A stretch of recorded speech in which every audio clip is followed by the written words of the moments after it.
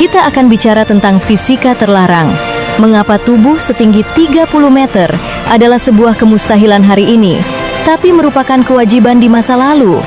Apakah kita benar-benar menjadi lebih pintar, atau kita hanya memiliki gadget yang lebih pintar untuk menyembunyikan kebodohan biologis kita?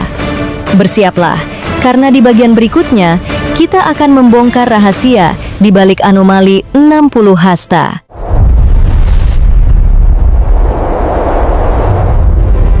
Coba bayangkan ini, kamu sedang berdiri di kaki sebuah monumen hidup setinggi 30 meter.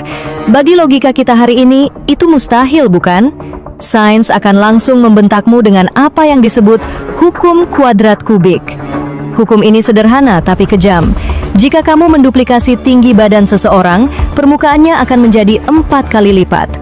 Tapi volumenya, beratnya, akan melonjak 8 kali lipat. Secara matematis, manusia setinggi 30 meter di bumi hari ini akan hancur oleh berat tulangnya sendiri dalam 1 detik pertama dia berdiri. Tapi kawan, disinilah letak rahasia besarnya.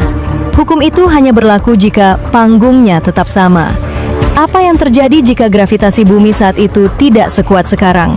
Apa yang terjadi jika tekanan atmosfernya begitu padat sehingga memberikan daya apung, buoyancy, pada tubuh raksasa itu, seperti layaknya paus di dalam samudra? Perhatikan anomali ini. Di kedalaman tanah yang paling tua, kita menemukan fosil capung dengan rentang sayap 1 meter dan reptil seukuran bus sekolah.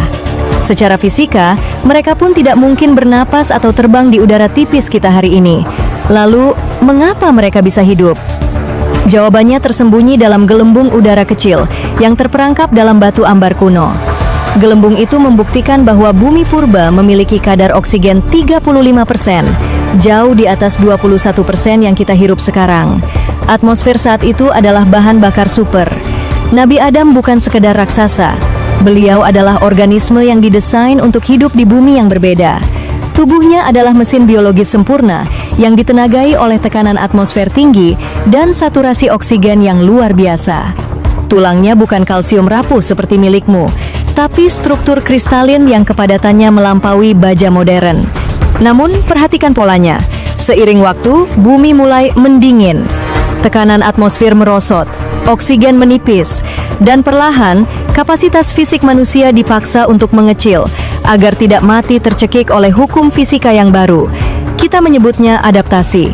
Aku menyebutnya penciutan paksa. Kita adalah sisa-sisa kejayaan yang dipangkas demi bertahan hidup di atmosfer yang semakin miskin berkah. Tapi tunggu dulu, jika tubuh kita mengecil karena atmosfer, apa yang terjadi dengan organ yang paling boros energi di tubuh kita? Apa yang terjadi dengan otak kita saat bahan bakar super itu ditarik dari peredaran? Ada yang berubah pada hukum alam kita, sesuatu yang sengaja disembunyikan agar kita tetap merasa maju di tengah kemunduran yang nyata. Bersiaplah, karena di bagian berikutnya kita akan masuk ke ruang mesin yang paling gelap, mesin waktu atmosfer.